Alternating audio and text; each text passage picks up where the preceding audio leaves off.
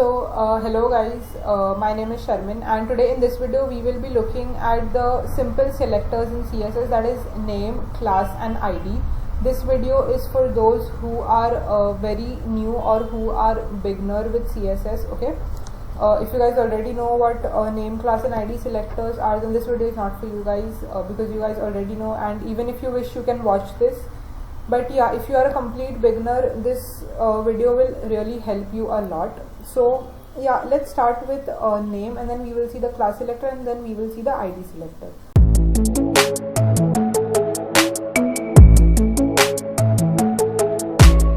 Okay, so I have nothing fancy over here. I just have one HTML document, okay, with the basic boilerplate code and another style sheet which is just empty.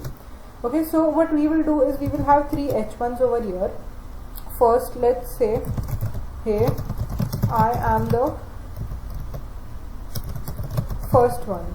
Okay, and let's just copy these only down 2 times, and let's call this the second one, and let's call this our third one. Okay, so now first we will look at how we can target our HTML elements using the name of the element. Okay, here name, what the word name means is it means the name of your element. Okay, so here the name of the element is H1, right? So in our style sheet we can say H1 and we give it a color of for example blue. We save it and we refresh on our page. Can you see all the 3 H1s on our page became blue in color, right? We didn't select anything, right? We just said H1. So in your website, as many H1s as you have, they all will become blue in color. Okay, so this is your name selector. But at times you might have seen in websites, right, that one side you want the heading to be, for example, blue in color, and the other side you want it to be yellow, like below you want it to be yellow. Now if you give a blue to all the H1s to your page, then how will you select a particular element? Okay, so for that we have classes and IDs. Okay, so remember, class, you can use the same class for as many elements as you want on the page, and an ID is always unique. Okay, there is only one ID in your entire HTML document. Remember this. Okay, don't use your same ID name for more than one element in your entire HTML document. Okay, so here the class name you give with the attribute of class equal to, and in the double quotes you write the class name. For example, you wanted to give a class name of heading 2. It doesn't matter. Okay, you can give any class name you wish to. So here I have given it a heading 2. So we just copy this, and now to select that, we did nothing for H1, right? We just wrote normal H1. Now to select your class, if you just write heading 2, that is not going to work. Why? Because your CSS file will assume it to be an element. There is no such element called as heading 2 in your HTML, right? So to access your class, we use the dot selector in front of the name, right? So dot and then the name of the class, that is heading 2. This is how you access your class names in your CSS file. Okay, so now we give it a color of red. For example, we save this and we refresh our document. Okay, we didn't save the HTML file, we need to save this one as well, and we refresh. So can you see the second heading becomes red over here, right? But can you see the other two remain blue? Now can you notice something? We already have our H1 blue color, right, in blue color. But what we did is we gave a class name to our second heading, and we gave a style to that class. Can you see it overwrote the styles of our element? So here what you understand by this is, if you already have a class, like if you give style to your element as well as your class, it will always give priority to the styles given to the class name rather than the element. Okay, so this is what you have to remember. And here, for example, let's give the same class name to the third element as well over here, that is our third heading. We save this and we refresh. Can you see we had to do nothing in the style sheet? We gave the same class name and it applied all the styles given in that class name to your other the third H1 as well over here, right? So now here let's give it an ID also saying heading 3.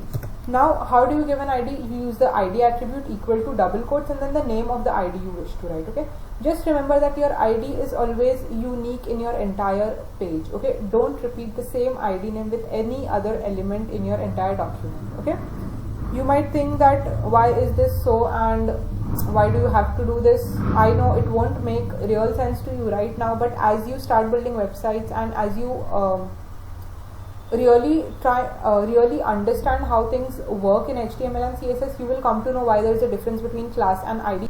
Everything does take time. So what you just need to remember right now is just make it a practice of not using the same ID name again and again in your HTML document. That is wrong. Okay, that is wrong. Remember my words, that is wrong. You're not supposed to use the same ID name for more than, it won't give you any problem right now, but yeah, that is not a good practice. So yeah, let's copy this class ID name over here. ID name also doesn't matter, you can give any ID name you wish to. Now how do you access your ID name? Now if you do this with your ID name dot and then the ID name, if you give it was heading 3, right? What this did is, are we accessing the ID? No, we are not. Let's test this. We can give it a color of yellow, for example. We save this, we refresh. Can you see there is no change right now? Why? Because this is not how we access IDs. We use a hash instead of a dot to access our ID. When you save, okay, we need to save our HTML. It is heading 3. We copy this and we paste it over here. And yeah, always remember your ID has to be before your class. That's a good practice. It actually doesn't matter, but it's a good practice to have your ID always before your class name. Okay, and you save both the elements and you refresh.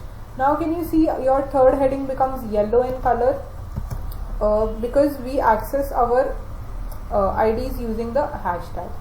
So this is how your ID work. Now why is this happening? That we have style to our h1, our normal element, we have given style to our class as well, and we have given style to our ID attribute as well. Now what is happening over here? Notice our ID is given the first priority for style. For example, you have a class name and you have an ID name, okay, and you have the normal element name, right? You give different styles to all of those for the same property. For example, what we did over here is we gave different colors, okay, one to the element, second to the ID, and third to the second to the class, and third to the ID, right?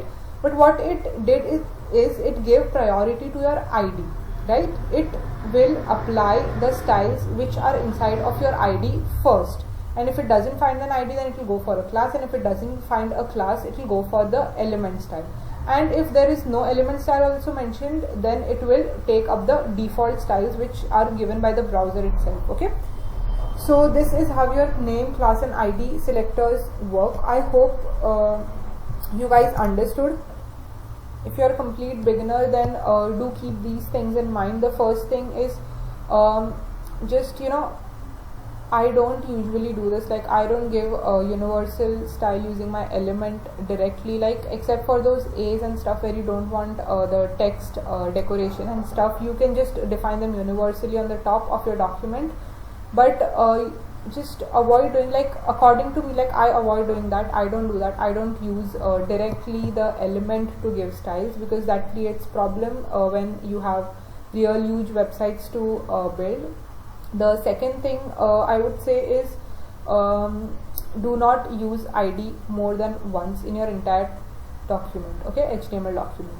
It's not a good practice, it's not correct also. Okay, why are IDs? What is an ID? ID is unique. Okay, so what unique means is it has to be one. Okay, you can give, like, the first h1 you can give an ID to it, the second h1 you can give an ID to it, but make sure that the name of your IDs are different. Okay, and classes, yeah, you can give as many classes as you want, you can give as many IDs also as you want, but make sure that the name of those, all of those IDs are different. Okay, because IDs should be unique in your HTML document. Alright, and classes you can give as many as you wish to give, and also classes is if you want your two elements to have the same styling, then you can give the same class name to both of your elements. Okay, and if you want the other element to look a little bit different, you can give it an other class name along with the previous class name, okay, to just combine your styles. And yeah, you can do lot of things with class and IDs for giving style. Just start practicing and start doing it, and you will get things you will get to understand things as you keep doing. So yeah, that's it for today. I hope you guys understood the difference between name, ID and class. And remember, element name we directly write the name, and for the ID we use the hashtag selector, and for the class we use our dot selector. Alright, so yeah, that's it for today. Hope you guys got something out of this video. If you did, don't forget to press that like button, and also subscribe to my channel. I'll be coming up with videos related to web development frequently, as I'm doing right now. So yeah, thank you so much for watching and have a good day. So yeah, let's meet in the next video. Thank you so much guys. Bye guys.